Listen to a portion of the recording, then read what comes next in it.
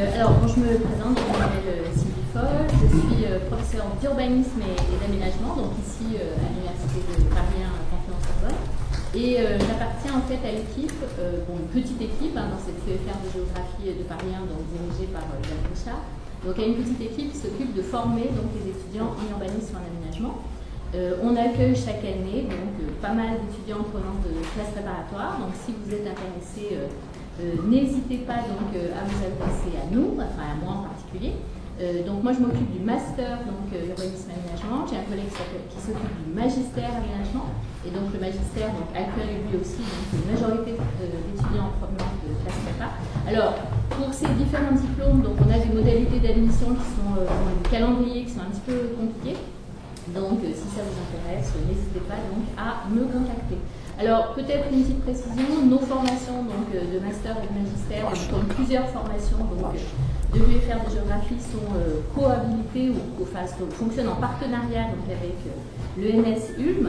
Et donc, ça permet d'ouvrir des enseignements donc, de l'ENS à nos étudiants. Et ça facilite donc la vie des élèves de l'ENS et des étudiants de l'ENS qui suivent donc, en parallèle les deux types de parcours. Alors, pour ce qui concerne les recherches, parce que bon, on est des enseignants-chercheurs, donc on enseigne et puis on fait de la recherche. Donc, ces recherches, je les effectue donc, au sein d'un laboratoire qui s'appelle Géographicité, et qui est un laboratoire donc, affilié au CNRS. Et mes recherches donc, portent sur les inégalités socio-spatiales. Alors, bon, dans ce contexte général donc, qui m'intéresse, j'ai d'abord travaillé sur la transformation donc, des territoires de banlieue. Et puis ensuite, donc, je me suis intéressée aux inégalités de mobilité et c'est de ça que je vais vous parler aujourd'hui. Alors, les recherches que j'ai menées donc, sur ce thème des inégalités de mobilité ont porté alors, à la fois sur la France et sur les États-Unis. Et donc, j'ai mené une enquête donc, en France et aux États-Unis donc, sur les difficultés de mobilité donc, des ménages pauvres. Et avec des terrains donc à la fois en banlieue parisienne, donc périphérie proche, périphérie plus lointaine, et aussi donc dans les périphéries de San Francisco. Et j'ai travaillé donc parallèlement sur les politiques publiques qui ont été mises en place donc, dans ces deux pays pour essayer de lutter contre les inégalités de mobilité pour surmonter en fait ces difficultés. Alors vous prenez tous des notes avec beaucoup de scrupules et c'est bien. Alors ce que je disais à Maud donc, en aparté, c'est que je pourrais vous communiquer le PowerPoint et aussi mes notes parce que j'écris tout. Et donc du coup, si vous voulez donc, reposer vos poignets et vos doigts. Dis pas ça, ils vont sortir.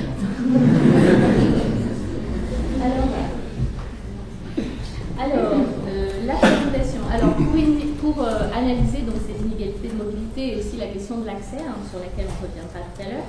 Donc on va d'abord regarder comment la mobilité en fait s'est imposée comme une norme d'un côté et comme une forme de capital. On va revenir sur ces notions.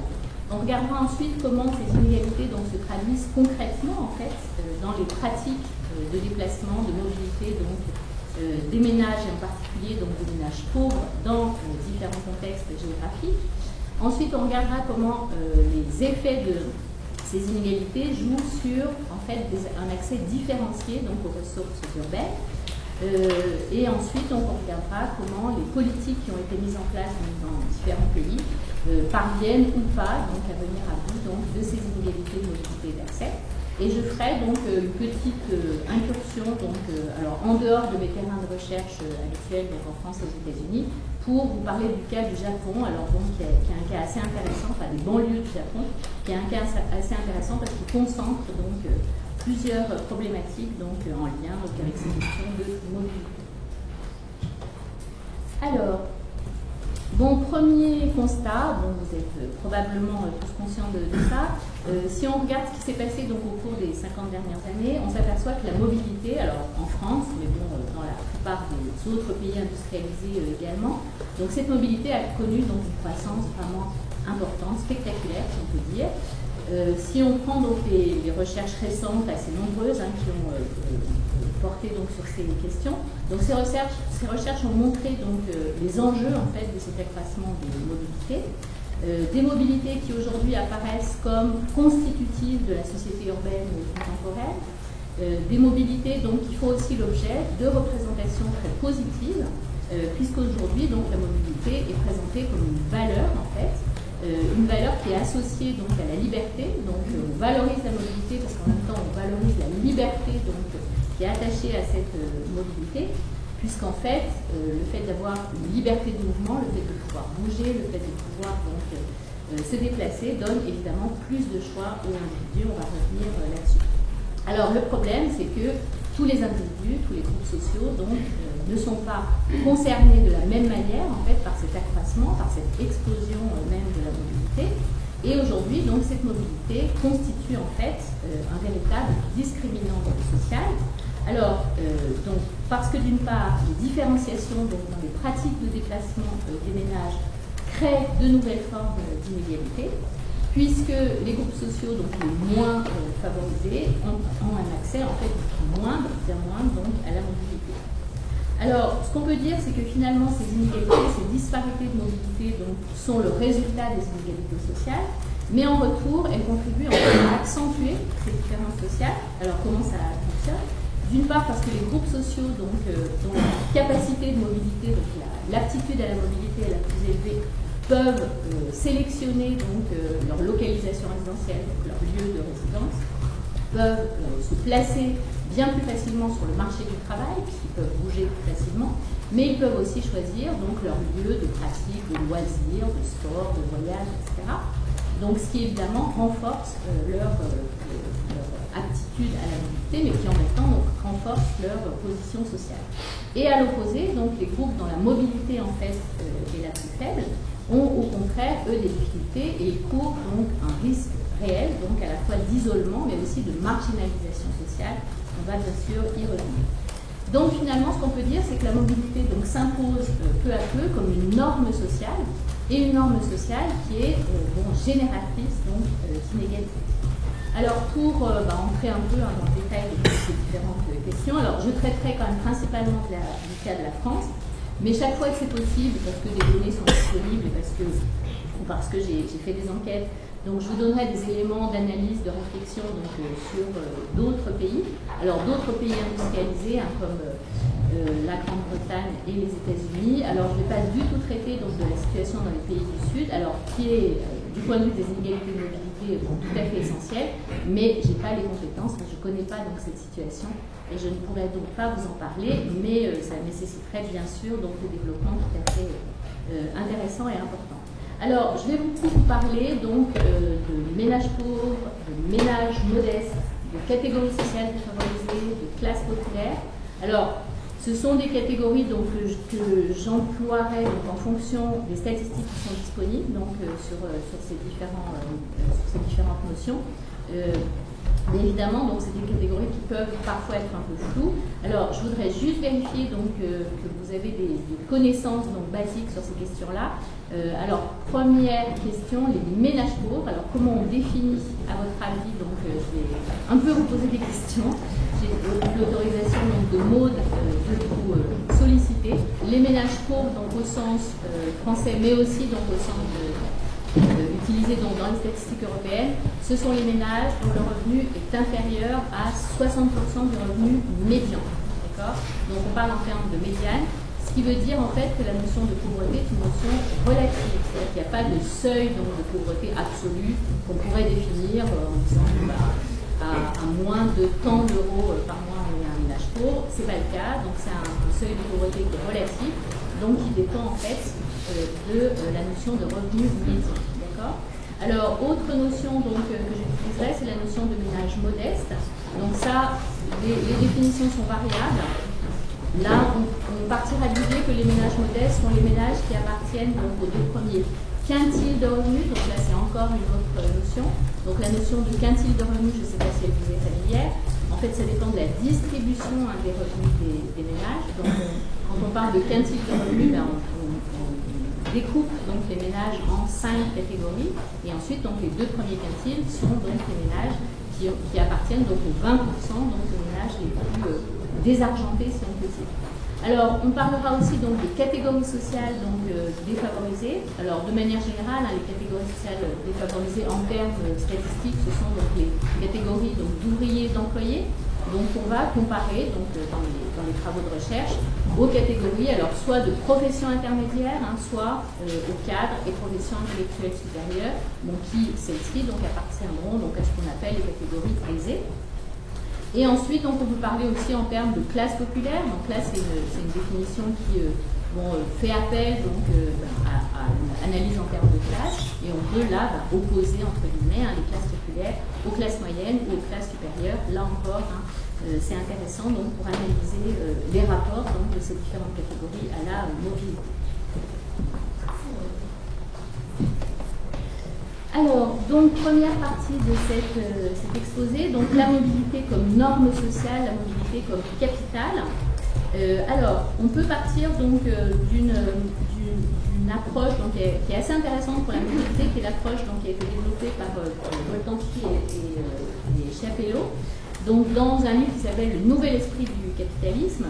Et dans ce livre, donc, ce que développent ces auteurs, parmi pas mal de développements donc tout à fait intéressants, c'est le fait qu'aujourd'hui on vit dans une ère où la mobilité, où la flexibilité donc, est vraiment donc, érigée en valeur fondamentale. Et chaque individu finalement dans cette société est tenu et finalement obligé pour augmenter ses ressources, pour avoir donc, accès à différentes ressources, alors ressources professionnelles, ressources personnelles, ressources sociales. Donc chaque individu est obligé, tenu de se déplacer donc, constamment pour tisser de nouveaux liens sociaux. Alors, dans le monde du travail, donc on me demande de parler plus fort, donc dans le monde du travail, dans la société, dans l'espace de manière générale, donc l'individu doit être à tout moment donc flexible, mobile et doit pouvoir donc se déplacer. Alors le géographe Jacques Lévy donc a indiqué que le processus de mondialisation qui caractérise notre ère actuelle donne de plus en plus d'importance à un nouveau paramètre de classement. Et ce paramètre de classement, donc, il le qualifie de maîtrise donc, des échelles. Et cette maîtrise des échelles est évidemment différenciée. Et plus on maîtrise les échelles, et plus on est apte finalement donc, à se distinguer, à être donc, en possession donc, de toutes les ressources donc, que nous offre la société. Donc finalement, la capacité à se mouvoir, la capacité à se déplacer, donc, devient finalement la condition d'une instruction normale en fait dans la société. Et les individus sont de plus en plus évalués, c'est ça qui est important, selon leur capacité justement à se mouvoir. Et finalement, donc, la mobilité devient un indicateur de prestige social, devient aussi une manière donc, de se représenter donc, les capacités qu'on a de vaincre l'espace, de vaincre le temps, et finalement de réaliser peu à peu donc, toutes les possibilités qui nous sont offertes, alors possibilité d'ubiquité, donc de pouvoir se retrouver en un temps très très faible, donc d'un espace à un autre. Alors, autre élément important, la mobilité bien sûr multiplie en fait les choix individuels. Elle participe en même temps donc d'un processus que le sociologue Jean Monnier a appelé donc un processus d'individuation, qui en fait qui correspond à la mise en avant donc croissante de l'individu dans la société contemporaine. Alors, autre élément qui vient renforcer en fait cette idée de la mobilité donc, comme norme, c'est un élément donc, de contexte spatial, donc de contexte géographique, qui est lié au fait que la capacité donc, à se déplacer est aujourd'hui de plus en plus indispensable, parce que les fonctions qui auparavant donc, étaient assurées par la proximité, par le quartier, par le village, sont en fait donc, de plus en plus éloignées. Et donc, toutes ces fonctions se déploient aujourd'hui donc, à une échelle beaucoup plus vaste, et on n'est plus du tout donc, dans l'échelle du voisinage, dans l'échelle du quartier. Le premier processus donc, qui a contribué donc, à cet élargissement des échelles, c'est le processus d'étalement urbain en fait. Alors, ce processus d'étalement urbain a été permis en fait par l'usage croissant de l'automobile, la place croissante donc, de l'automobile dans notre société. Et cet étalement urbain, bien sûr, augmente donc les distances à parcourir, et ces distances à parcourir donc, deviennent de plus en plus importantes pour accéder en fait aux ressources dont on a besoin, donc ce qu'on appelle les ressources urbaines. Alors quand je parle des ressources urbaines, j'entends donc à la fois les ressources donc, liées aux équipements, aux services, au commerce, mais aussi à l'emploi, et aussi donc à des ressources plus sociales, qui sont par exemple le fait de pouvoir visiter sa famille, le fait de pouvoir rencontrer ses amis donc, de manière régulière. Donc les ressources urbaines et les ressources sociales donc, sont de plus en plus éloignées. Et dans ce contexte d'étalement urbain et donc d'éloignement des ressources, le fait d'être moins mobile, bien sûr, va restreindre l'accessibilité, puisque ces ressources sont de plus en plus dispersées. Alors, pour revenir d'ailleurs donc à une remarque de Jean-Rémy, donc ce sociologue qui a beaucoup travaillé donc, sur la mobilité, dans ce contexte donc, de mobilité généralisée, la ville est de moins en moins donc, un lieu de concentration des échanges dans un espace qui était jusque-là relativement réduit.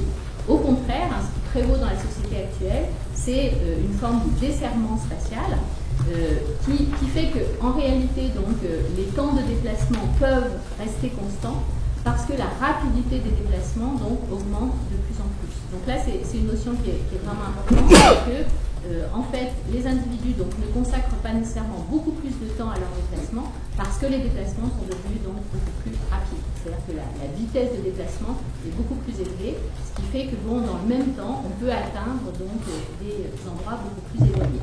Mais ça, bien sûr, à condition de disposer d'une automobile ou de disposer d'un mode de déplacement rapide, ce qui n'est pas le cas, donc on va le voir de tous les ménages. Puisque bien sûr, donc, dans ce contexte d'étalement, d'éloignement croissant, donc, les individus les moins mobiles sont évidemment ceux dont l'accès est le plus réduit. Donc ça nous amène à dire que la mobilité donc, est devenue de plus en plus une norme qui s'impose à tous, mais qui n'a pas les mêmes effets donc, sur les différents individus. Et cette valorisation finalement de la mobilité pose problème, puisque chaque individu est de plus en plus évalué sur sa capacité donc, à bouger, mais sur la base d'inégalité entre la capacité donc, à se déplacer. Donc, l'évaluation des individus se fait sur la base donc, de la possession d'une ressource, et cette possession de cette ressource est très inégalement distribuée. Donc finalement, ce qu'on peut dire, c'est que cet accès différencié à la mobilité donc, crée de nouvelles disparités, de nouvelles inégalités donc, entre les individus.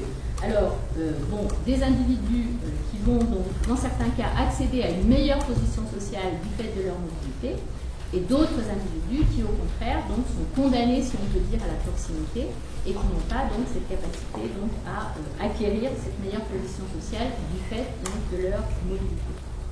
Alors, on peut, à ce sujet, donc, parler de la notion de dépendance automobile, donc, qui a été développée donc, par un chercheur qui s'appelle Gabriel Dupuis. Alors, ce qu'explique Gabriel Dupuis, c'est que la dépendance automobile fonctionne sur la base de ce qu'il appelle un effet de club. Donc un effet de club, ça veut dire qu'un certain nombre d'individus sont membres du club. Alors en matière de dépendance automobile, le club, c'est le club de ceux qui possèdent une voiture.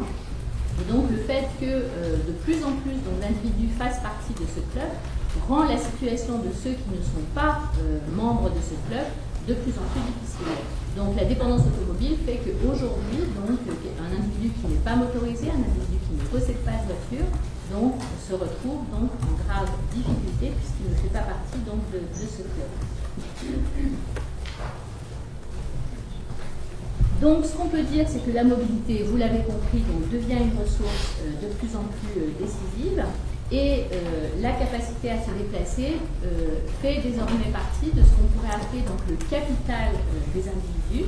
Alors Jacques Lévy définit donc, une notion de capital spatial, alors qui est discutée. Un certain nombre d'auteurs disent qu'on ne peut pas véritablement parler de capital spatial, mais c'est la manière dont il a décidé donc, de le définir, et c'est relativement donc, intéressant pour notre objet, puisque comme toute forme de capital, donc la mobilité n'est pas également donc, distribuée, donc sa possession, en fait, la possession de ce capital de mobilité est inégalitaire. Un autre auteur donc, qui a beaucoup travaillé sur ces questions, donc, qui s'appelle Vincent Kaufmann, a défini un autre concept donc, qui s'appelle le concept de motilité, qu'il définit en fait comme la manière dont chaque acteur s'approprie en fait le champ des actions possibles dans le domaine de la mobilité. et comment il utilise finalement donc ce champ des possibles pour finalement réaliser ses projets personnels. Donc, au niveau individuel, on peut dire que la motilité, donc c'est la capacité à se déplacer de manière plus simple. C'est donc un potentiel, et ce potentiel, là encore, donc, peut engendrer de nouvelles formes d'inégalité sociale.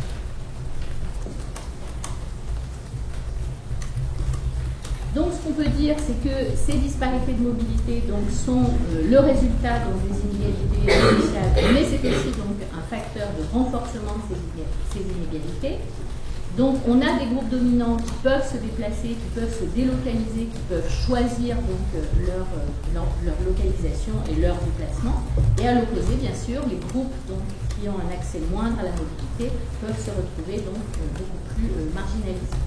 Donc cette mobilité qui est une source de liberté pour les uns et peut être donc au contraire donc une source de contrainte pour les autres, et on peut parler aussi donc dans le cadre de notre société actuelle d'une forme d'injonction à la mobilité donc qui s'oppose bien sûr à la liberté de déplacement donc qui prévaut donc pour les groupes dominants.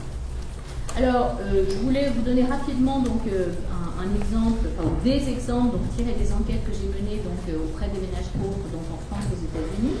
Donc, j'ai fait des enquêtes par entretien auprès de ces ménages. Et ce qui apparaît en fait quand on interroge donc, ces ménages sur leur pratique de déplacement, c'est que les déplacements donc, sont toujours un problème donc, pour les ménages qui ne disposent pas de moyens financiers. Alors, c'est évidemment donc, beaucoup plus prononcé pour les personnes qui n'ont pas de voiture, et ces personnes qui n'ont pas de voiture donc, sont particulièrement contraintes. Alors, elles le sont beaucoup plus, il faut le préciser, dans un contexte donc, urbain comme les États-Unis, où la dépendance automobile dont je vous parlais tout à l'heure est beaucoup plus forte. Les personnes sans voiture sont moins nombreuses, mais du coup elles sont beaucoup plus gênées dans leur déplacement, puisque dans le contexte américain, donc, tout est organisé, tout est prévu donc, pour la voiture, tout est organisé finalement autour de l'automobile. Alors, autre élément, les solutions donc, de déplacement alternatives donc, du fait de la motorisation qui est majoritaire. Les solutions de déplacement alternatives à la voiture donc, sont extrêmement peu développées et sont souvent donc, inadaptées. Donc, si on se réfère encore au cas américain, les transports en commun sont très limités, sont très peu développés. Alors, bon, il y a quelques villes emblématiques, comme New York, où les transports en commun fonctionnent bien, mais c'est un cadre tout à fait isolé. Alors, dans le cas français, on est quand même dans une situation où la dépendance automobile est un peu moins développée, en tout cas pèse un peu moins donc, sur les ménages pauvres, puisqu'on a encore donc, des situations où les transports en commun fonctionnent, pas dans les espaces, on y reviendra. Alors, voyons maintenant comment ces inégalités de mobilité donc, se traduisent concrètement. Alors, bon, là, je vais vous donner donc, quelques chiffres pour vous fixer les idées. Donc, souvent, ce sera un peu fastidieux, mais ça vous donnera donc, des éléments de comparaison. Alors, premier élément donc, important, quand on parle d'inégalité de mobilité, la première chose donc, qui importe donc, d'avoir bien en tête, c'est que ces inégalités de mobilité proviennent en premier lieu, donc on en a déjà parlé, des inégalités d'accès à la voiture. Donc c'est vraiment l'inégalité d'accès à la voiture qui est donc le premier facteur, la première composante, si on peut dire, premier déterminant donc, de ces inégalités de mobilité. Alors, premier constat, bien sûr, la proportion de ménages sans voiture en France comme dans les autres pays a beaucoup régressé. Donc là, le phénomène de motorisation donc, est un phénomène donc, tout à fait important. Donc pour vous donner un ordre d'idée, donc la proportion de ménages sans voiture, elle est passée donc, alors, entre 82 et 94 donc, de 30 à 24%. Donc c'était un petit quart. Donc, dès le milieu des années 90, c'était seulement un petit quart donc, des ménages qui étaient sans voiture. Mais aujourd'hui, donc 2008, dernière statistique de l'INSEE, donc cette proportion de ménages sans voiture s'établit à moins de 19%, donc ce qui est évidemment beaucoup plus faible. Alors, élément tout de même très important, c'est que ce taux de motorisation varie donc en fonction des revenus et qu'il y a donc ce qu'on appelle des écarts de motorisation donc, en fonction des revenus, puisque si on compare donc, les ménages du premier quartile, alors premier quartile, là, on divise donc les ménages donc, en fonction de leurs revenus sur la base de quart, de catégorie donc, de 25%.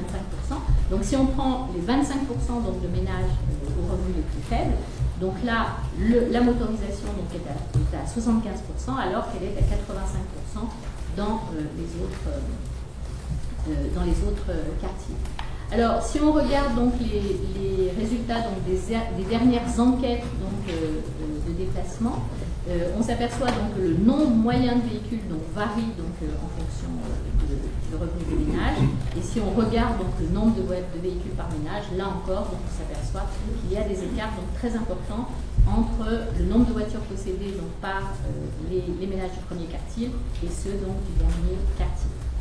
Autre élément important, alors qui détermine là encore donc, les inégalités d'accès donc, à la voiture. Alors on peut posséder une voiture, mais on peut posséder une voiture et ne pas posséder donc, le permis de conduire. Donc dans certains ménages, il y a une voiture, mais cette voiture n'est pas accessible donc, à tous les membres du ménage, puisque certains donc, ne possèdent pas le permis de conduire. Là encore, la possession du permis donc, distingue beaucoup donc, les ménages en fonction du revenu, puisqu'on passe de 53% donc, de personnes qui possèdent le permis de conduire donc, dans le premier quartile de revenus, donc le plus bas, contre 80% donc, pour le dernier. Alors bien sûr, ce qui explique cette énorme disparité, qui est plus importante que les disparités de motorisation, c'est le fait que le permis coûte cher, et qu'il coûte cher donc, particulièrement en France. Aux États-Unis, les écarts en fait, de possession du permis sont moins importants parce que le coût donc, du permis est beaucoup moins important. Bon, alors, un petit tableau sur lequel je ne vais pas m'étendre, parce que c'est les mêmes chiffres, et de toute façon, donc, je vous le laisserai. Alors, petite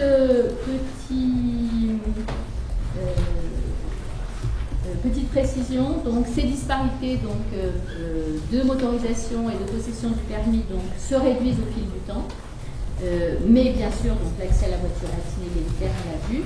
Alors, il est moins inégalitaire en France que dans d'autres pays. Il y a un certain nombre donc, de pays à l'échelle de l'Union européenne qui ne possèdent pas de permis de conduire, donc qui ne possèdent pas de voiture.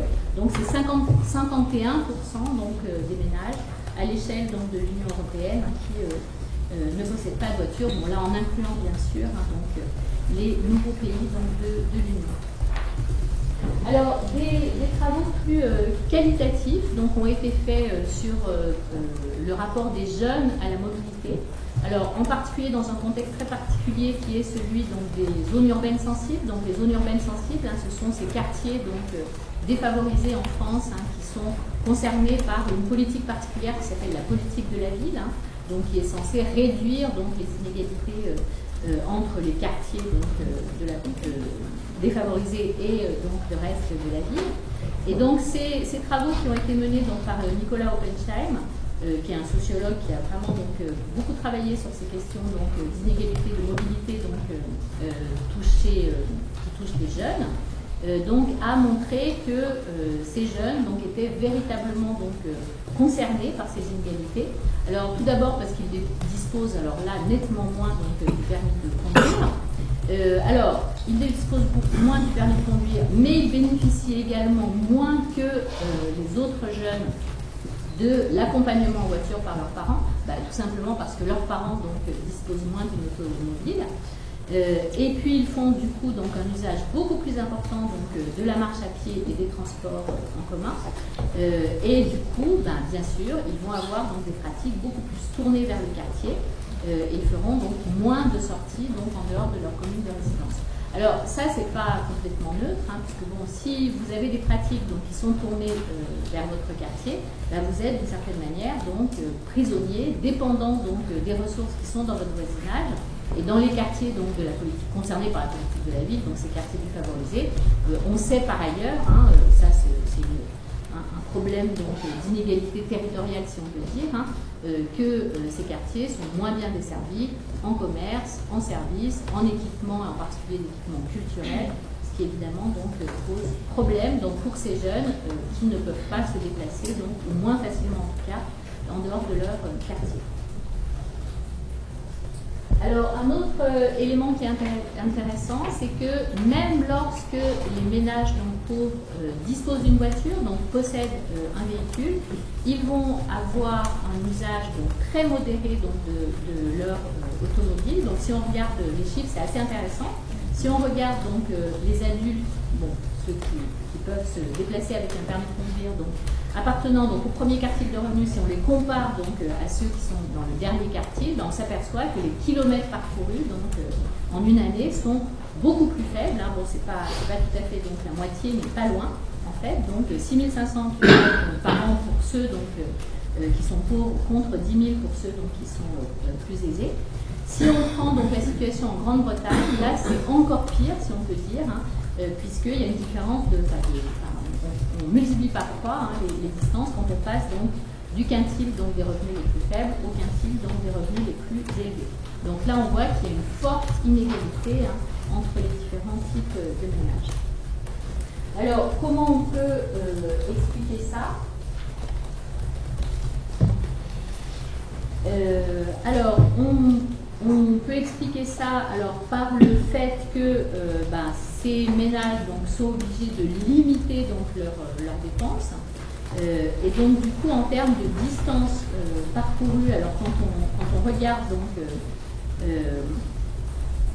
donc les différences de distance parcourue donc, entre les différents types de ménages, alors là, en termes de mobilité quotidienne, les chiffres que je vous ai donnés tout à l'heure, c'était donc la totalité donc, des kilomètres parcourus à longue distance ou à courte distance. Là, si on regarde donc, la mobilité quotidienne, donc là, les distances courtes, hein, donc celles qu'on parcourt tous les jours, là, on passe donc de 1 à 2 hein, entre les distances parcourues par les ménages les plus pauvres et les ménages donc, les plus riches, entre guillemets. Si on regarde donc la différence entre les ouvriers et les cadres, là, le rapport donc, est de 1,25, hein, on passe donc de 33 km à 41 km. Et ça, ce sont des différences donc, qui sont à peu près comparables entre la France et la Grande-Bretagne, pardon. Donc un rapport de 1 à 2 hein, entre les distances parcourues par les ménages pauvres et les ménages riches. Aux États-Unis, donc le rapport est un tout petit peu plus faible, puisqu'il est donc à 1,7%. Alors, qu'est-ce qui explique finalement ces disparités? Alors, le fait que les ménages pauvres donc, fassent un usage donc, beaucoup plus important donc, des autres modes de transport que la voiture, alors qu'on appelle les modes lents, entre guillemets. Alors, par exemple en France, hein, moins d'un déplacement donc, des ménages pauvres est effectué en voiture, donc ça veut dire que le reste des déplacements est effectué donc, soit en transport en commun, soit en vélo, soit à pied, puisque la marche à pied donc, est un mode de transport donc, très utilisé par les ménages pauvres. Aux États-Unis, donc, on s'aperçoit que les ménages pauvres utilisent beaucoup plus donc, les modes non motorisés, si on peut dire, hein, donc, comme la marche, comme le vélo, donc pour 17% de leurs déplacements, alors que pour les plus riches, c'est seulement 10% de leurs déplacements donc, qui sont utilisés qui sont effectués donc, par ces modes lents. Alors, ce qui est important d'avoir en tête, c'est que les ménages motorisés, même les ménages qui ont des voitures, donc, font un usage qu'on pourrait appeler très parcimonieux en fait, de leur voiture. Donc ils vont calculer, projeter, planifier tous leurs déplacements, en fait, tous leurs trajets pour optimiser ces trajets. Donc en fait, ils vont s'arranger pour en fait, mutualiser les trajets au sein de la famille. Donc il y aura beaucoup plus d'accompagnement des enfants en allant faire les courses ou en allant au travail. Enfin, tout va être donc avec soin, planifié, organisé pour minimiser en fait les déplacements. Et autre élément assez intéressant, c'est que chez les ménages pauvres, donc que ce soit en France mais aussi aux États-Unis où ça a été beaucoup analysé, les pratiques de covoiturage en fait sont très répandues. Et ce sont des pratiques de covoiturage qui sont organisées de manière tout à fait spontanée par les ménages, hein, qui ne sont pas organisées comme elles peuvent l'être par ailleurs donc par le pouvoir public. Donc c'est vraiment des pratiques de covoiturage complètement bricolées, si on peut dire, mais qui jouent un rôle très important dans les pratiques de déplacement des ménages. Alors, il faut tout de même avoir en tête que, bon, là je vous parle beaucoup donc, des inégalités donc, de mobilité entre les ménages pauvres et les ménages riches et entre les catégories sociales. De manière générale, ces disparités tendent à se réduire. Donc ça, c'est un point. Alors, qu'on pourrait donc considérer comme positif, en fait, on verra après que ce n'est pas nécessairement donc, une évolution très très positive. Donc ce qui est important d'avoir en tête, hein, c'est que toutes les formes d'écart en fait, peu à peu se réduisent. Alors, écart entre catégories sociales, écart entre actifs et inactifs, écart donc entre catégories de revenus et écart aussi entre, du point de vue du genre, hein, donc les écarts entre les hommes et les femmes donc, ont tendance de plus en plus à se réduire. Alors, pourquoi c'est pas nécessairement donc, positif, cette réduction des écarts? Ça veut dire qu'en gros, hein, les déplacements, donc les temps de déplacement ou les distances de déplacement, donc s'alignent peu à peu donc, sur les catégories donc, qui jusque-là se déplaçaient le plus. Donc, les hommes se déplaçaient plus que les femmes donc, se déplacent de plus en plus. Les catégories donc, aisées se déplaçaient plus que les pauvres se déplacent donc, de plus en plus et rejoignent finalement donc, les plus riches. Et on peut dire que d'une certaine manière, même si c'est donc une liberté qui est offerte donc, à ces catégories donc, pour se déplacer davantage, le déplacement c'est aussi une contrainte puisque c'est du temps, puisque c'est de l'argent, puisque c'est donc une organisation évidemment assez contraignante. Donc on peut là encore parler, hein, donc, alors à la fois donc, de normes de mobilité qui peu à peu donc, se répandent dans la société, mais on peut aussi parler donc d'injonction à la mobilité, puisque de plus en plus, hein, toutes les catégories donc, de population sont obligées finalement donc, de se déplacer de plus en plus. Alors un élément donc, qui est important, c'est qu'aujourd'hui les cadres en fait, continuent à garder donc, les trajets quotidiens en fait, les plus longs en termes de temps de déplacement. Mais peu à peu, donc cet écart se réduit, donc de plus en plus, les ouvriers donc, sont amenés à se déplacer donc, sur des plus longues distances.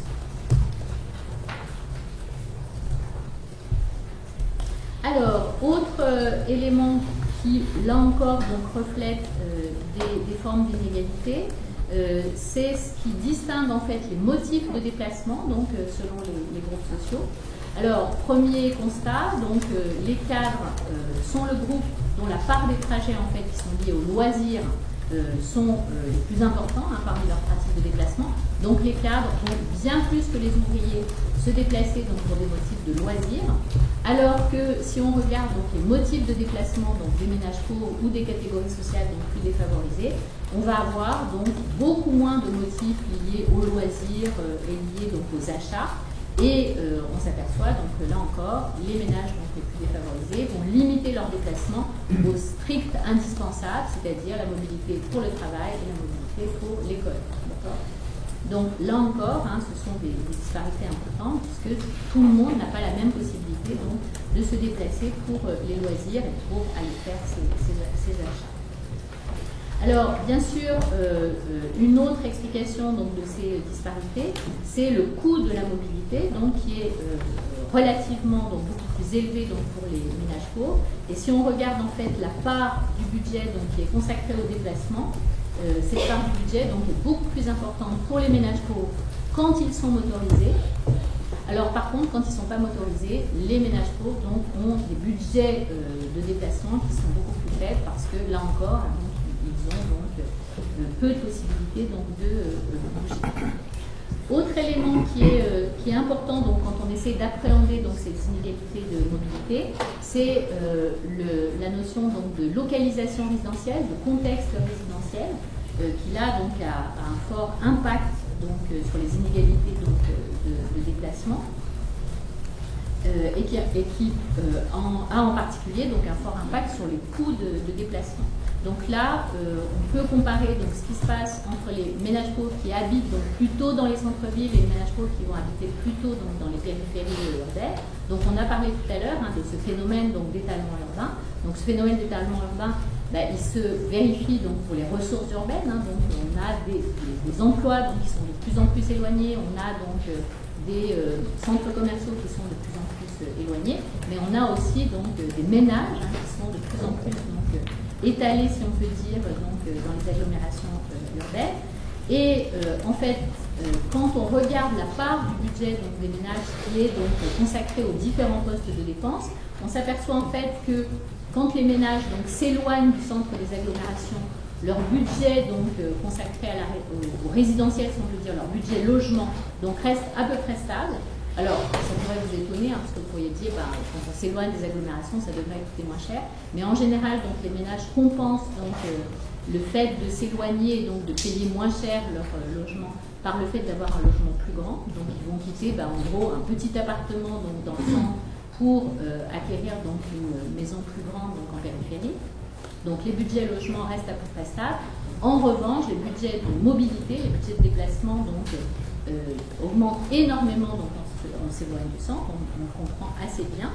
Et dans certains cas, donc, ça peut rendre la situation donc, de ces ménages extrêmement précaire, puisque quand des ménages modestes ou pauvres décident donc de s'éloigner du centre de l'agglomération pour s'installer donc dans les périphéries, en général, donc, ils prennent en compte la diminution ou en tout cas la stabilité donc, de leur budget résidentiel, de leur budget logement, mais en général, ils n'anticipent pas, ou en tout cas ils anticipent insuffisamment, donc les répercussions que cet éloignement résidentiel aura sur leur coût de déplacement. Et donc du coup, ça crée dans certains cas donc, des problèmes compliqués. Or, ce dont on s'aperçoit donc, dans la période récente, c'est que de plus en plus donc, les ménages modestes tendent donc, à s'installer en périphérie. Si on regarde par exemple la part des maisons individuelles, on s'aperçoit donc que les maisons individuelles sont beaucoup plus donc, achetées par des ménages modestes qui vont s'éloigner donc, pour obtenir donc, des prix du foncier, des prix de logement donc, plus faibles. Et du coup, évidemment, ces ménages modestes qui se retrouvent dans les lointaines périphéries ont d'autant plus donc, de difficultés pour accéder à toutes les ressources essentielles. On va y revenir donc, après. Alors, on peut à ce sujet donc, citer les travaux de Benjamin Mott, qui a travaillé donc, sur les ménages pauvres en secteur périurbain et qui montre en fait que ces ménages sont amenés en fait, à réduire leur déplacement pour faire face en fait, aux coûts élevés donc, qui sont engendrés par la mobilité. Donc face à ce manque d'anticipation des surcoûts de déplacement liés au fait qu'ils habitent en périphérie, peu à peu ils sont obligés donc, de restreindre leur déplacement. Alors, ces ajustements, bien sûr, ont tendance donc, à fragiliser encore plus ces ménages. Alors, ça a des répercussions donc, assez concrètes donc, qui ont été analysées par plusieurs travaux qui analysent donc, les répercussions en fait, du fait d'habiter donc, en périurbain sur les pratiques des ménages et qui montrent en particulier que dans certains cas, donc, les femmes sont obligées de renoncer à leur emploi ou alors donc d'accepter des emplois donc, moins qualifiés, moins bien payés, de manière à pouvoir faire face aux contraintes liées au fait qu'habiter dans un secteur périurbain, ça veut dire donc devoir accompagner les enfants, devoir aller faire des courses, tout ça donc, dans un environnement donc, tout est beaucoup plus éloigné. Un autre facteur de fragilisation est lié au fait donc, que les réseaux sociaux, les réseaux familiaux donc, de ces ménages sont de plus éloignés que ce qu'ils étaient donc, dans la vie dense et que ça engendre là un effet d'isolement social. Donc là, ce n'est pas tellement donc, le problème concret d'accès donc, aux ressources, mais c'est des problèmes d'isolement social et relationnel. Mais c'est aussi très concrètement une obligation constante de faire des choix, donc des choix très, là encore, très prosaïques entre meubler son salon ou partir en vacances. Et donc, dans tous les cas, évidemment, donc, ça a des répercussions très, très complexes pour ces ménages. Alors, cette fragilisation donc, des ménages périurbains donc, tient évidemment donc, à ce qu'on pourrait appeler donc, des inégalités d'accès. Donc il y a une autre manière d'aborder les choses. Donc les inégalités de mobilité, c'est la capacité donc, différentielle de se déplacer. Les inégalités d'accès, donc c'est autre chose, c'est la capacité donc, d'accéder aux ressources fondamentales. Et ces inégalités d'accès donc, sont tout à fait croissantes donc, dans les sociétés actuelles. Alors, comment on peut analyser donc, ces inégalités d'accès? Alors, premier élément, des villes qui sont donc, faites pour l'automobile. Donc, quand on est un ménage donc, non motorisé, évidemment, on a de plus en plus de mal à accéder donc, à ces ressources. Les ressources donc, sont de plus en plus étalées. Donc, les lieux de travail sont de plus en plus dispersés. Les lieux de loisirs, les lieux de commerce donc, sont de plus en plus dispersés. Et donc l'accessibilité, donc la possibilité d'accéder à ces ressources, donc, est de plus en plus réduite pour les ménages donc, qui n'ont pas les mêmes possibilités donc, de se déplacer. Donc, quand on s'intéresse aux inégalités d'accès, donc on n'est pas tout à fait dans la même perspective. On regarde en fait les ressources auxquelles on peut accéder donc, sur place. Donc, on peut avoir une mobilité très faible et une accessibilité très forte si toutes les ressources qui nous intéressent et dont on a besoin sont situées sur place. La difficulté, c'est qu'aujourd'hui, donc, on a ce mouvement d'étalement, donc dispersion croissante donc, des ressources. Et du coup, si on n'a pas de capacité de mobilité, eh bien, notre accessibilité est d'autant plus réduite. Donc finalement, ce processus donc, qui se renforce mutuellement, qui se nourrit mutuellement entre l'étalement d'une part et la motorisation donc, croissante d'autre part, a vraiment pour effet donc d'accroître les inégalités en matière d'accès aux ressources urbaines. Et évidemment, donc, ces inégalités pèsent particulièrement donc, sur les ménages non motorisés et donc particulièrement sur les ménages pauvres non motorisés.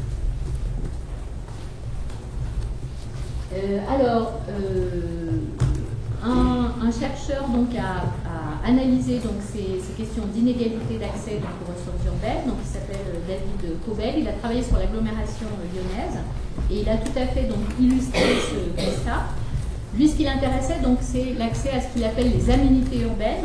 Donc, il a fait une analyse quantitative, donc très pointue, si on peut dire, de l'accès donc de tous les ménages à un panier de biens entre guillemets. Donc, ce qu'il appelait panier de biens, c'était donc la possibilité d'accéder à un supermarché, au travail, à un équipement culturel, à un équipement sportif, etc. Donc, il a regardé donc, comment évoluait en fait cet accès donc, aux aménités urbaines et comment donc cet accès se différenciait donc, en fonction de l'appartenance sociale. Alors, d'une part, ce qu'il a montré, c'est que on a déjà donc, des inégalités d'accès à la voiture, donc qui sont particulièrement importantes entre les quartiers donc, qui concentrent les populations aisées lyonnaises et les quartiers qui concentrent les populations pauvres. Autre élément, donc l'accès aux ressources urbaines donc, par les transports en commun est beaucoup moins performant donc, que par l'automobile. Et en plus, donc, cet accès par les transports en commun se réduit au fil du temps. Donc les transports en commun deviennent moins performants parce que les ressources urbaines s'éloignent. Et du coup, eh bien, l'accès donc, aux biens et services de la ville, donc à ces fameuses aménités urbaines, est beaucoup plus difficile donc, pour les populations donc, les plus fragiles, pour les ménages donc, les plus pauvres. Et en plus, donc, ça a tendance, cet accès, donc, à se réduire au fil du temps. Alors, si on regarde la situation donc, en Grande-Bretagne, on s'aperçoit qu'on a, là encore, donc, des difficultés importantes. On a un cinquième des ménages sans voiture donc, qui ont des difficultés d'accès, alors soit un supermarché, soit un médecin donc, en Grande-Bretagne. Et si on regarde donc l'utilisation des services de santé, ben, on s'aperçoit que les personnes sans voiture donc, ont beaucoup plus de mal donc, à accéder aux services de santé. Là, on parle vraiment donc, de services basiques dont les ménages ont véritablement besoin. Autre élément, ce que les auteurs appellent donc, le maillage territorial en fait, des équipements et des services, donc le fait que les équipements donc, soient distribués donc, de manière régulière sur le territoire. Donc ce maillage est devenu donc, beaucoup plus lâche. Donc ce qu'on constate, c'est qu'il y a un mouvement de rationalisation des services sur le territoire. Et ce mouvement de rationalisation se traduit concrètement par la concentration d'un certain nombre d'équipements. Alors c'est très visible alors, dans le domaine commercial, par exemple. Avant, vous aviez des petits commerces qui étaient distribués à peu près de manière maillée, si on peut dire, avec un maillage territorial relativement fin sur le territoire. Aujourd'hui, donc, les commerces sont concentrés dans des centres commerciaux qui sont évidemment donc, beaucoup plus gros, mais aussi donc, beaucoup plus éloignés donc, des localisations résidentielles. Et si on prend donc l'exemple des services de santé, là on se retrouve à peu près dans la même situation, donc avec des grosses unités de soins, des gros établissements en fait, de santé qui sont donc de plus en plus concentrés, mais aussi donc du même coup donc plus éloignés donc des individus qui en ont besoin.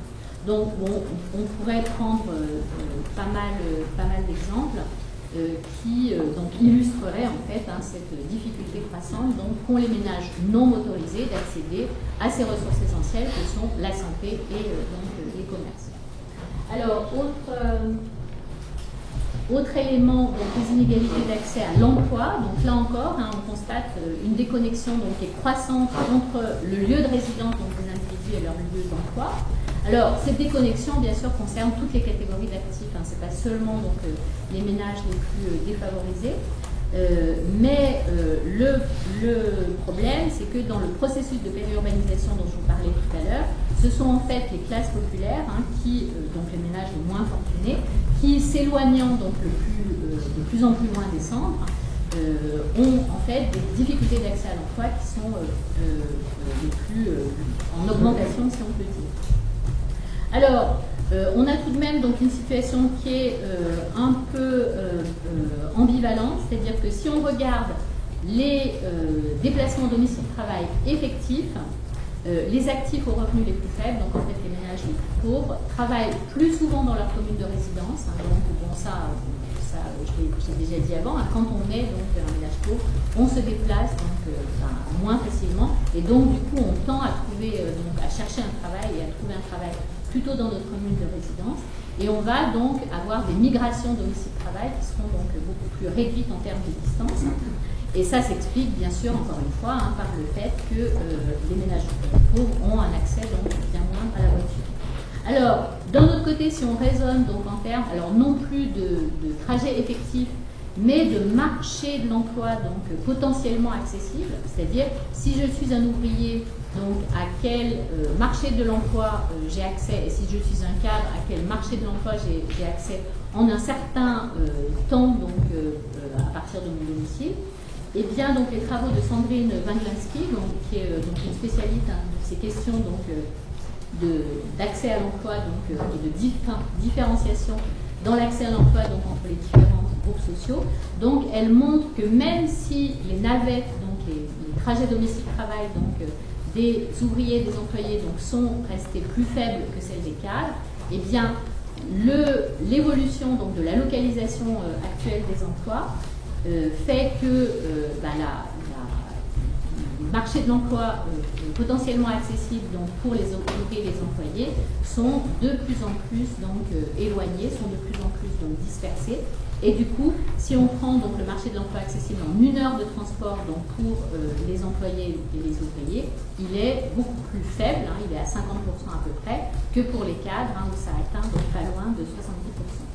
Donc du coup, on s'aperçoit hein, qu'il y a un décalage en fait entre les lieux de résidence et les lieux d'emploi, et donc un décalage qui est donc, potentiellement donc, plus pénalisant pour les ouvriers que pour les cadres. Alors globalement, hein, ces inégalités, alors que ce soit donc d'accès à l'emploi, que ce soit d'accès aux ressources urbaines, font que les ménages pauvres donc, sont amenés à faire un usage donc beaucoup plus exclusif, beaucoup plus dépendant donc, des ressources locales. Donc ils ont évidemment beaucoup moins de choix hein, en termes de consommation de biens et services, ils ont beaucoup moins de choix en matière d'emploi, et ils sont donc tributaires en fait de ce qu'on pourrait appeler la proximité, et du coup évidemment donc privés du même coup donc des ressources qui sont plus distantes.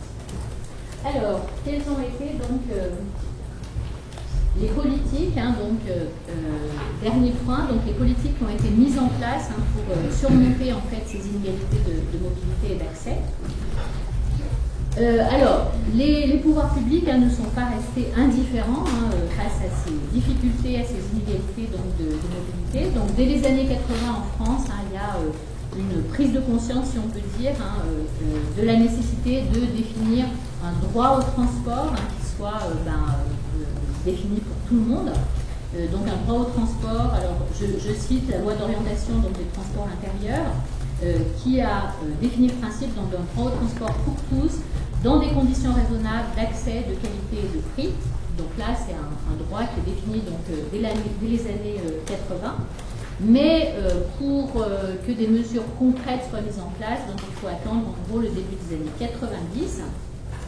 Qui va mettre en place donc, des actions donc, plus spécifiques donc, pour essayer donc, de lutter contre ces inégalités de mobilité. Alors, dans les travaux qui sont faits à cette époque-là par le gouvernement, donc, il y a un rapport intéressant du Conseil national des transports donc, en 91, alors, qui est intitulé « Transport à exclusion sociale », donc là qui vraiment donc, marque donc la nécessité de travailler donc sur cette question. Et donc ce rapport donc transport et exclusion sociale du Conseil national des transports donc met en premier lieu donc en évidence les inégalités donc de desserte entre les quartiers. Alors là, on s'intéresse donc à la manière dont les différents quartiers sont desservis par les transports en commun. Et on s'aperçoit donc que non seulement donc, les quartiers en difficulté sont mal desservis en termes quantitatifs, mais ils sont aussi mal desservis en termes de qualité donc, des services rendus, de sécurité des services rendus et même de prix en fait des services qui sont offerts donc, à la population. Alors, ces quartiers donc, en difficulté, alors ce qu'on appelait à l'époque les quartiers sensibles, hein, aujourd'hui on les appelle les quartiers de la politique de la ville, sont souvent donc, mal reliés donc, aux zones d'emploi. Ils ont donc des équipements collectifs donc, qui sont insuffisants, des commerces qui sont insuffisants, et ils sont en plus très souvent donc, caractérisés par des coupures en fait, urbaines. Hein, donc, le quartier sensible typique, hein, c'est un quartier qui est enclavé entre une autoroute, une voie de chemin de fer, et même si cette voie de chemin de fer ne dessert pas directement le quartier, mais elle va contribuer donc, à couper ce quartier donc, du reste de la ville. Ce rapport mettait donc aussi en évidence donc, la mauvaise qualité donc, des liaisons entre ces quartiers donc, et le centre des agglomérations. Et donc, il mettait en avant le fait que ces difficultés de dessert donc, avaient pour effet d'isoler en fait, socialement les habitants, mais aussi économiquement, hein, puisqu'ils avaient du coup donc, moins d'accès à l'emploi. Donc, ce rapport préconise donc, un certain nombre de choses, et en particulier donc, de renforcer donc, la desserte de ces quartiers, donc de mettre un terme à ce qu'on pourrait appeler leur enclavement. Donc, on a beaucoup parlé de l'enclavement de ces quartiers en difficulté. Alors, par la suite, donc, la politique de la ville, à partir donc, de la fin des années 90, mis l'accent donc, sur cette question du désenclavement donc, des quartiers et a mis en évidence le fait que le droit à la ville, entre guillemets, devait passer donc, nécessairement par une amélioration de la desserte en transport en commun dans ces quartiers donc, concernés par la politique de la ville. Donc, il y a eu un certain nombre d'actions hein, qui ont été mises en place. Alors, vous avez peut-être tous en tête hein, le fait qu'à partir donc, de la fin des années 90 et surtout dans les années 2000, donc, il y a de nombreuses lignes de tramway en fait, qui ont relié donc, les centres-villes aux quartiers en difficulté, ou plutôt relié les quartiers en difficulté donc, au centre-ville. Alors, vous avez peut-être en tête hein, le tramway de Nantes, celui de Rouen, le tramway Saint-Denis-Bobigny, donc cette fameuse ligne qui par la suite donc, a été là encore étendue. Donc on a eu beaucoup d'efforts, hein, beaucoup d'investissements en termes d'infrastructures qui ont eu donc, pour effet d'améliorer en fait, la desserte des quartiers donc, sensibles. Les réseaux de bus ont aussi été largement améliorés. Alors, ce qu'on peut tout de même constater, hein, c'est que la desserte de ces quartiers n'a pas toujours été la priorité en fait, dans les politiques du transport. Il y a un travail très intéressant qui a été fait par donc, une jeune chercheuse qui s'appelle Cécile Ferré et qui montre en fait dans sa thèse que lorsqu'il s'est agi donc, de prolonger donc, la ligne de tramway à Lyon qui desservait donc, qui devait desservir donc, le quartier de Vénissieux, hein, donc un quartier très sensible si on peut dire, hein, très en difficulté donc, de l'agglomération lyonnaise. Donc cette desserte a été différée, a été reportée donc, pendant de longues années, et finalement donc, la desserte du quartier Lyon-Confluence, donc, qui était un quartier là, pour le coup beaucoup plus emblématique du développement métropolitain de Lyon, donc, a été réalisée avant le projet donc, de desserte de Vénissieux, qui pourtant était un projet considéré comme prioritaire bien longtemps à l'avance. Autre exemple, hein, la desserte en fait, d'un quartier en région parisienne qui s'appelle le quartier de Clichy-Montfermeil, je ne sais pas si vous l'avez en tête, donc cette zone sensible de Clichy-Montfermeil, donc sa desserte par de multiples donc, réseaux de transport, de tramway, etc., donc, est programmée depuis des années et des années. C'est un quartier qui est très très difficile d'accès hein, en transport en commun. Et cette desserte est reportée d'année en année. Elle est maintenant programmée donc, dans le programme donc, de desserte donc, du Grand Paris, mais c'est encore donc, à échéance donc, très très lointaine. Alors, si on regarde donc, les politiques qui ont été menées donc, dans d'autres pays, Donc on a des politiques donc, qui sont comparables et qui ont été mises en place dans des calendriers, donc là encore tout à fait semblables, donc fin des années 90. Donc on a un certain nombre donc, de dispositions qui sont prises en compte donc, au niveau national. Alors aux États-Unis, donc on est dans une configuration un peu différente où l'accent est mis sur les inégalités, alors qui touchent donc les personnes aux revenus plus faibles, mais qui touchent, et là c'est vraiment donc, une cible de l'action publique, qui touche donc les minorités ethniques. Donc l'idée des politiques donc, américaines, c'est de faire en sorte donc, que les quartiers qui sont majoritairement habités donc, par des minorités ethniques ou par des individus aux revenus pauvres, aux revenus faibles, ce qui très souvent donc, va ensemble, donc que ces quartiers soient véritablement donc, la cible des politiques publiques.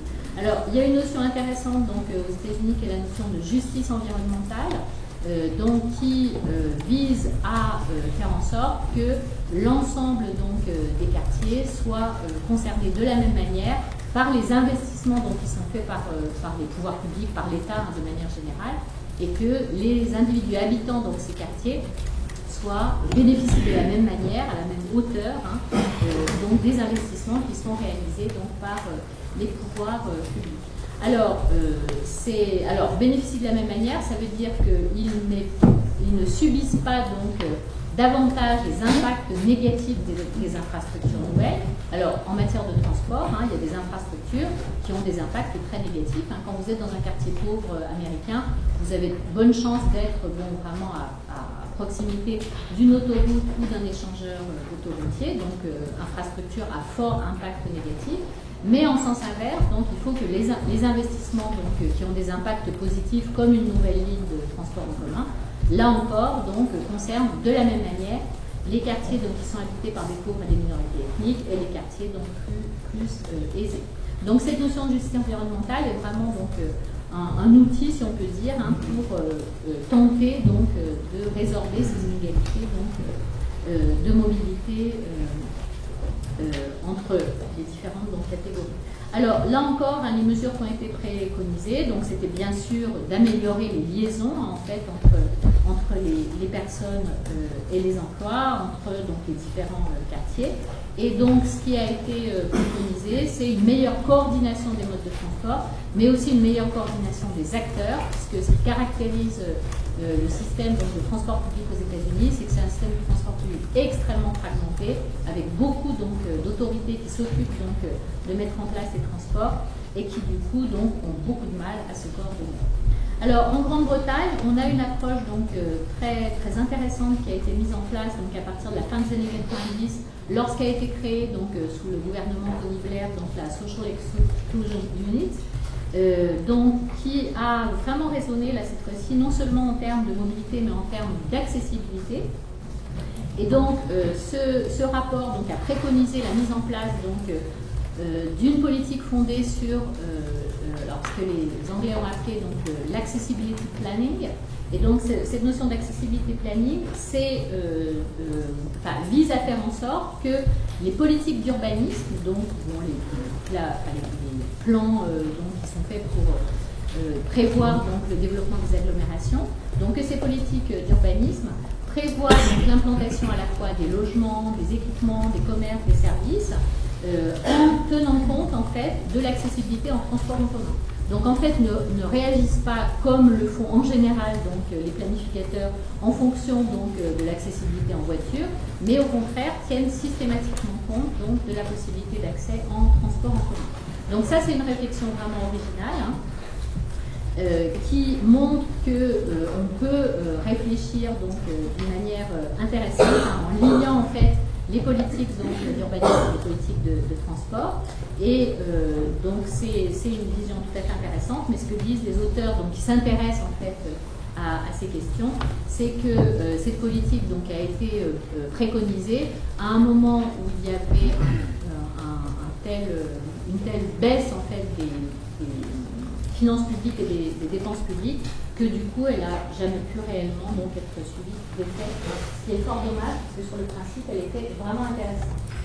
Alors, dernier élément, c'est que ces politiques en fait fondées sur le désenclavement, comme on l'a vu des quartiers, donc qui ont été développés à partir de la fin des années 90, ont été assez rapidement donc, accompagnés, puis de plus en plus remplacés, si on peut dire, par des politiques qui ciblent moins les espaces, donc ciblent moins les quartiers, que les individus. Alors, premier élément intéressant, c'est que de plus en plus, donc, des politiques tarifaires, en fait, ont été mises en place donc, en ciblant donc, les personnes les plus démunies.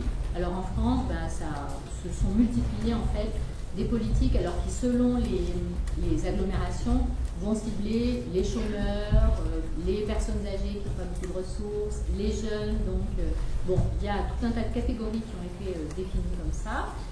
En tout cas, depuis donc, la loi Solidarité Renouvellement Urbain, je passe les détails donc, de 2000, les autorités donc, qui organisent les transports sont obligées d'accorder des aides pour les personnes en situation de précarité financière. Donc il y a vraiment cette obligation de tenir compte en fait, de ces personnes en situation de précarité financière.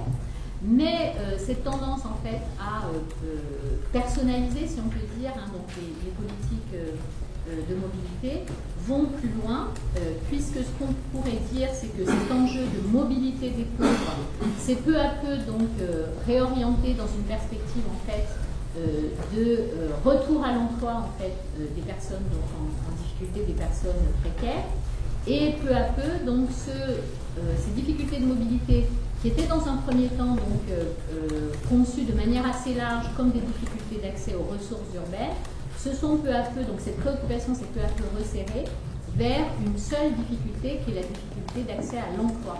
Et donc peu à peu, ces politiques se sont de plus en plus donc, concentrées sur l'idée de développer ce qu'elles appellent elles-mêmes, donc ces politiques, l'employabilité des individus.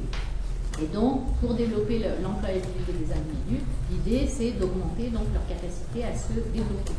Et donc cette approche qui jusque-là donc privilégiait les transports collectifs, alors certes elle reste présente, hein, on a encore aujourd'hui donc des politiques de désenclavement des quartiers pauvres, mais peu à peu ces politiques donc se sont déplacées, se sont donc réorientées vers des initiatives qui visent de plus en plus donc à favoriser la mobilité individuelle. Donc c'est moins le quartier, c'est moins donc les groupes sociaux qui sont visés que chaque individu. Alors, ce sont des initiatives qui émanent par exemple d'associations, hein, mais qui sont souvent soutenues par les collectivités locales, qui mettent en place en fait des aides à la mobilité. Et ces aides à la mobilité sont en plus très souvent tournées vers l'usage de la voiture. Donc, c'est par exemple favoriser donc, des aides au permis de conduire, des aides donc, à la mobilité individuelle. La notion de transport à la demande aussi a été beaucoup développée. Et est censé finalement donc, répondre à des besoins plus individualisés, donc qui ne peuvent pas être satisfaits par les transports collectifs. Donc on s'aperçoit qu'il y a vraiment donc, un glissement entre les approches, d'une approche donc, qui était là encore donc, axée sur le désenclavement des quartiers, vers une approche qui fait de la mobilité donc vraiment une ressource personnelle et un outil en fait de l'insertion professionnelle donc de chaque individu.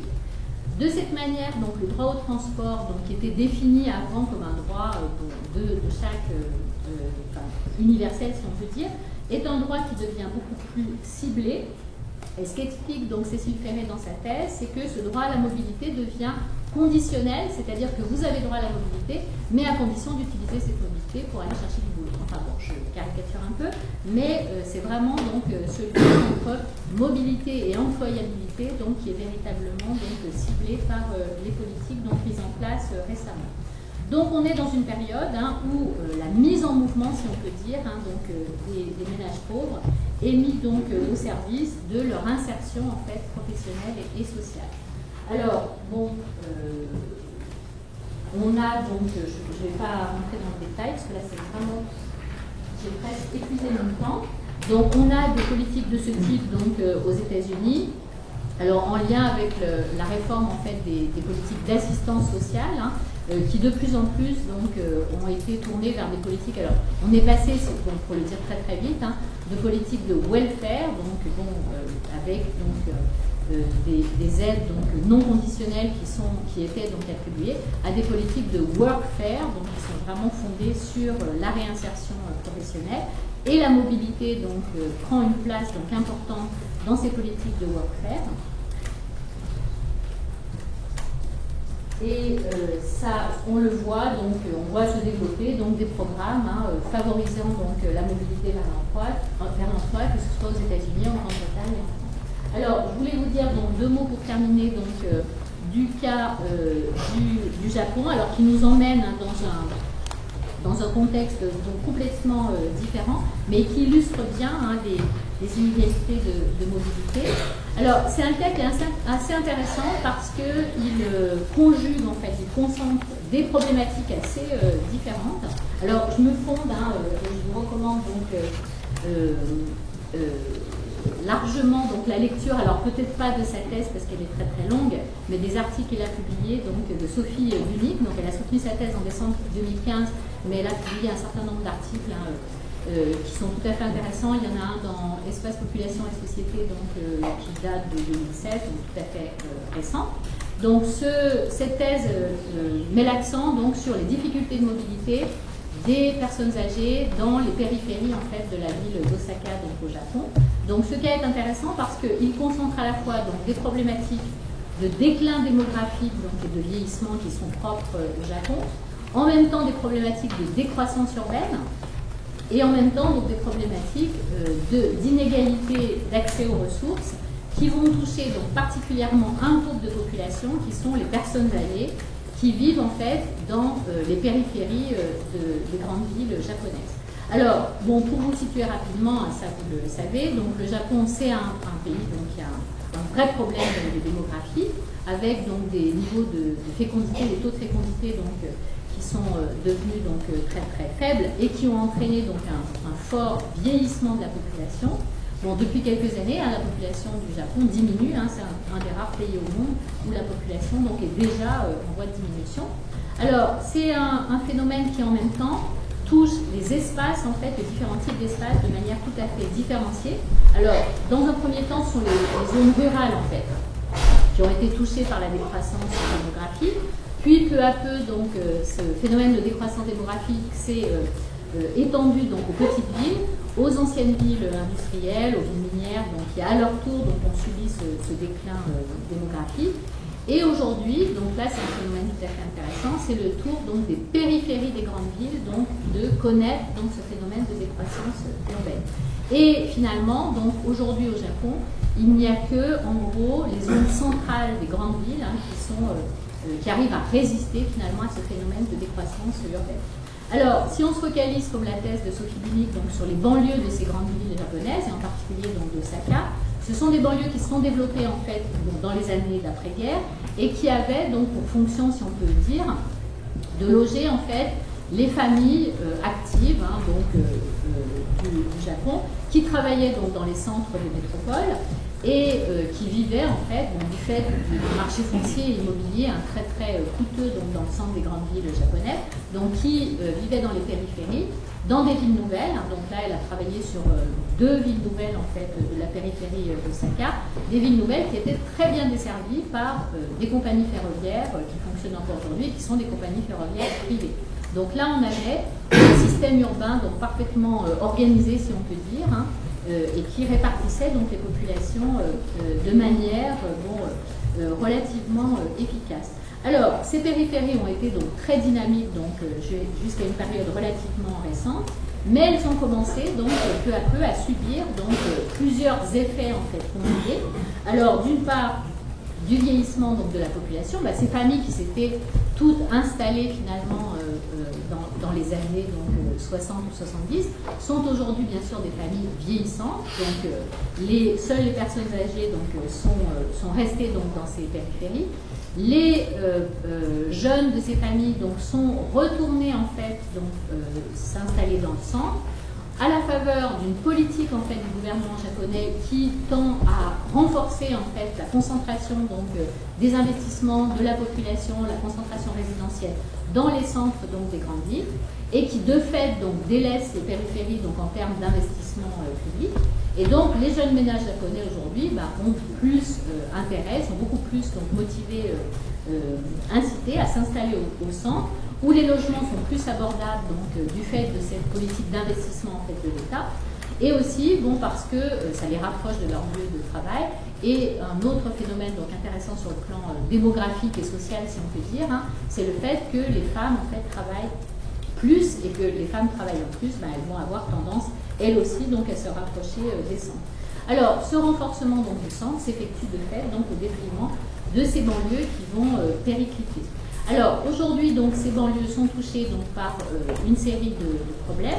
Alors une population qui décline, donc c'est des pertes de population donc, très importantes avec ce qu'on appelle des soldes migratoires et naturels, qui n'ont plus de secret pour vous. Donc ça veut dire que là, la croissance de la population donc, est totalement enrayée, parce qu'il y a une perte de population à la fois du fait donc, d'un déficit de naissance, mais aussi donc, de départ de population, donc solde migratoire négatif, et un vieillissement donc, très marqué de la population donc, qui reste en place.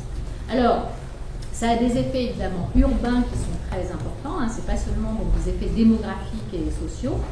D'une part, la vacance des logements donc, se développe, donc il y a de plus en plus de logements donc, qui ne sont pas occupés, des logements vacants, et ça se traduit surtout donc, par un phénomène donc, cumulatif de fermeture des services, de fermeture des équipements et de fermeture surtout des commerces.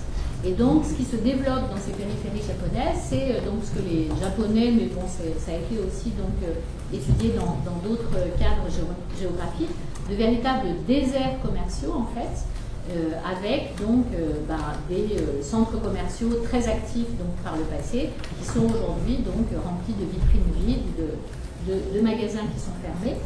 Et évidemment, donc, ça a des conséquences très importantes donc, en termes d'inégalité d'accès, puisque ces habitants donc, âgés, de plus en plus âgés, souvent très âgés, ne peuvent plus donc, se déplacer aussi facilement qu'avant, en particulier peuvent de moins en moins se déplacer en automobile, et ils se retrouvent donc dans des périphéries avec un paysage urbain donc, assez déstructuré en fait, par la vacance des logements et par la fermeture des commerces, et avec bien sûr donc, une accessibilité aux ressources urbaines qui est complètement diminuée.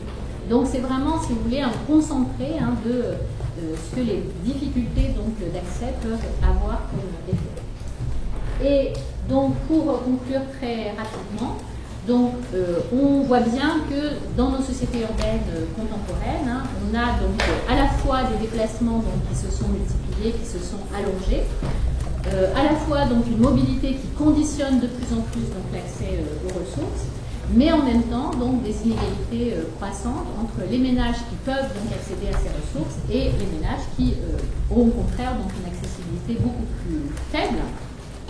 Alors, ce que je voulais dire pour conclure, c'est que les solutions qui ont été donc pour l'essentiel préconisées jusqu'à présent sont des solutions qui en fait mettent l'accent sur l'augmentation de la mobilité en fait des populations défavorisées et donc qui finalement peuvent s'apparenter dans certains cas à des politiques de mise en mouvement, à des politiques même d'injonction à la mobilité, puisque en gros on dit aux pauvres, bon écoutez, pour avoir un emploi, maintenant il faut bouger, donc on va vous donner des aides, donc là le Pôle emploi par exemple donne des aides aux ménages pour aller aux entretiens d'embauche ou même pour se déplacer pour l'emploi. Donc on a vraiment cette idée donc, de normes de mobilité qui s'imposent, d'injonction donc à la mobilité qui se développe. Alors, simplement, on pourrait aussi donc raisonner différemment, parce que même si l'aide à la mobilité, donc évidemment, donc, tout à fait indispensable, c'est-à-dire qu'il faut être en effet donc, absolument donc, favoriser donc, la mobilité des ménages pauvres, mais on pourrait aussi donc, raisonner en termes d'augmentation de l'accès, d'augmentation de l'accessibilité, et là, ça ne passe pas nécessairement donc, par des politiques de déplacement et par des politiques de transport, mais ou des politiques d'aide individuelle à la mobilité, ça passe aussi donc par l'équilibre sur le territoire en fait entre les possibilités donc pour les personnes de se déplacer. C'est important de donner donc à tous le choix, la possibilité de se déplacer, mais aussi la possibilité de rester sur place et d'accéder donc sur place, dans la proximité, dans le voisinage, à la majorité donc des ressources urbaines dont on a discuté.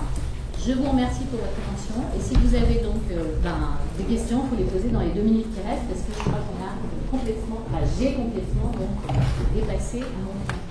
Maud m'avait donné